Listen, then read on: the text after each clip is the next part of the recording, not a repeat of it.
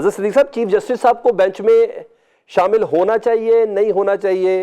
रऊफ हसन की बात कुछ और है, हामिद खान साहब की बात कुछ और है, तजाद तो है ना सर? नहीं, देखिए, कोर कमेटी ने जो फैसला कर दिया, और मैं चूँकि संडे वाले दिन, फ्राइडे वाले दिन इमरान खान साहब से मुलाकात हुई थी, he was of the very clear view, और वो उनका वो इस तरह से है, अगर तारीखी तौर पर याद हो अगर, कि इमरान खान साहब जब वज़ीर आज़म थे तो सुओ मोटो कुछ लिए गए, और चीफ जस्टिस गुलजार साहब ने उस वक्त बेंच में मौजूद थे, तो कहा था कि वो इसी ऐसे बेंच का हिस्सा ना बने जिसमें इमरान खान पार्टी हो। तो एक बायस का प्रिंसिपल है, जो कि बायस अभी तक चला आ रहा है। और एक और प्रिंसिपल ज़हन में रखना है कि जो मैं तो आज भी समझता हूँ कि पार्टी सिंबल लेने वाला जो फैसला है वो अल्ट्रा वायरी कॉन्स्टिट्यूशन है। उसमें अब एक प्रिंसिपल ऑलरेडी सेट डाउन हो चुका है कि सेक्शन 215 जो इलेक्शन सिंबल लेने का इख्तियार देता है वो आर्टिकल 17(2) से मुनाफी है।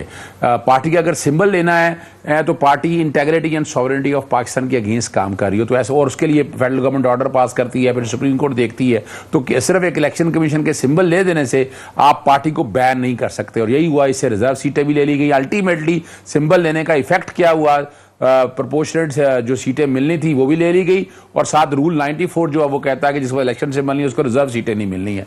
तो ये वो बेसिक प्रिंसिपल है, इस पर चूंकि लीगली है। और अब इस बेंच में शमूलियत जो है ना, चूंकि ऑलरेडी माइंड अपना एक एक्सप्रेस कर रहे हैं, इस पर लीगल टीम हमारी देख रही है। कोर कमेटी ने बहरहाल ये फैसला इमरान खान साहब की इंस्ट्रक्शन को सामने रख के कर दिया है। अच्छा, और ये डिमांड हमारी चली आ रही है। देखिए, क्योंकि आपकी 2 रोज पहले मुलाकात हुई है, इमरान खान साहब खुद तो काजी फायज़ साहब की अदालत में पेश भी हो रहे हैं, उन्हें कोई एतराज नहीं है, तो कोर कमेटी को क्या तकलीफ है? देखिए, सवाल ये नहीं है इस पे वो तो अब बाहैसियत पटिशनर के पेश हो रहे हैं ना, वो केस सारा उनके सामने जो लगा हुआ है। अब अल्टीमेटली आगे क्या फैसला करते हैं वो देखें। अब लाइव ब्रॉडकास्ट दिखाने के हवाले से भी वो हम नहीं समझते वो फैसला आइन और कानून के मुताबिक आपने right to fair trial, due process law article 19 के खिलाफ कोई वैलिड रीजन नहीं है। अगर माजी अगर हम देखें ना चीज़ों को सामने रखते हो, तो ये अब लीगल टीम ने ये फैसला करना है। जस्टिस काजी फाइज इसके अलावा इसके बेनिफिशरी भी हैं। वो कैसे हैं? अपना जो गवर्नमेंट जो हुकूमत वक्त है, उन्होंने एक पैकेज बनाया हुआ है, जुडिशल पैकेज बनाया हुआ है कि जजेस की या तो रिटायरमेंट एज 62 से 65 साल करनी है, और 65 से 68 साल सुप्रीम कोर्ट की, या चीफ जस्टिस होंगे उनको 3 साल के लिए। ये ओपनली डिस्कस हो चुका है। It is an open secret. Ultimately उनका ये भी है, यानी अगर हक में आ गया तो आप कह रहे हैं कि काजी फायज़ साहब इसके बेनिफिशियरी हो सकते हैं?